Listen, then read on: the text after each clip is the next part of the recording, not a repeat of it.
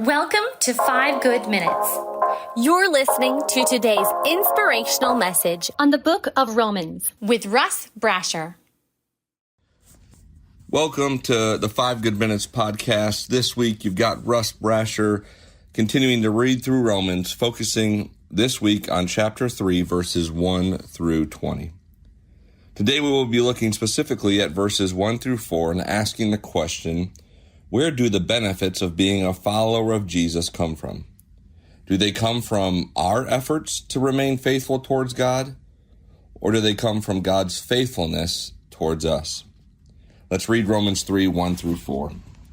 It says, "What advantage, then, is there in being a Jew? Or what value is there in circumcision? Much in every way.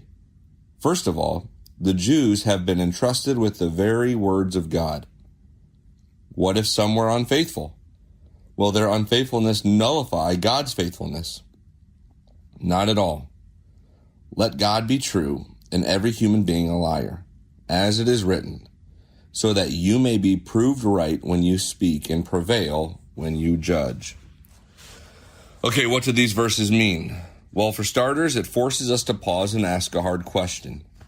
What do our advantages, the word used in verse 1, or another way to say it, what are the benefits of being God's chosen people, followers of Christ? What do our advantages or benefits really amount to before a holy, faithful, and covenant-keeping God?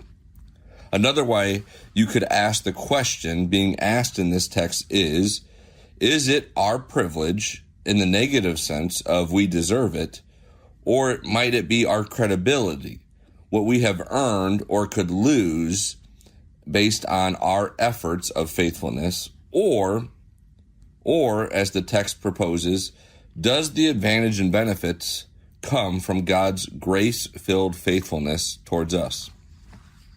What I think Paul is trying to say here is, in a sense, privilege and credibility don't override God's standard. Faithfulness rests in God, not in our status. So looking at today's text, a question we could ask ourselves could be one of two. Where might I be tempted to trust in external status rather than in God's mercy?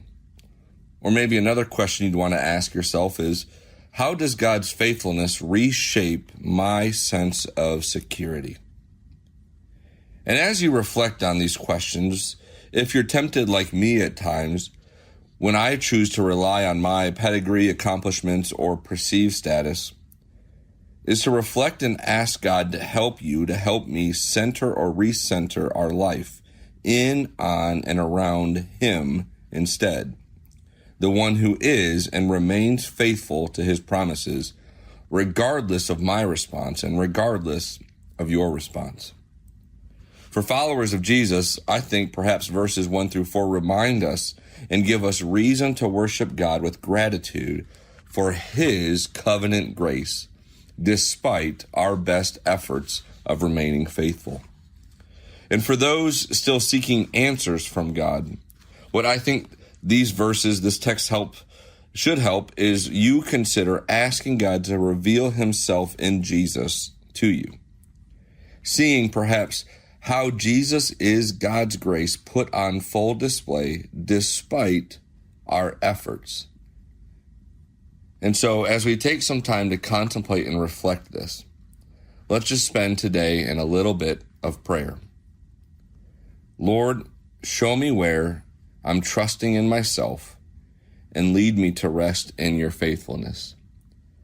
Lord, show me where I lean on my own efforts, my own understandings, my own desires, my own pleasures, my own wants and desires. And Lord, help me to see where even though I'm trying to do what is right, if I'm doing it right for the wrong reasons, that is still sin.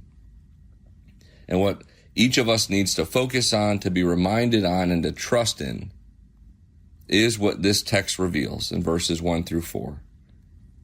If we're focusing on our own efforts, what we think we deserve, we are missing the gospel, that while we were still sinners, Christ died for us. And let us meditate on that today as we look at Romans 3, verses 1 through 4. Amen. Have a blessed day, everybody. Thanks for joining us here today. There's a lot of great content to explore on Orchard Hill Plus and on the Orchard Hill main feed from the weekend. Have a great day.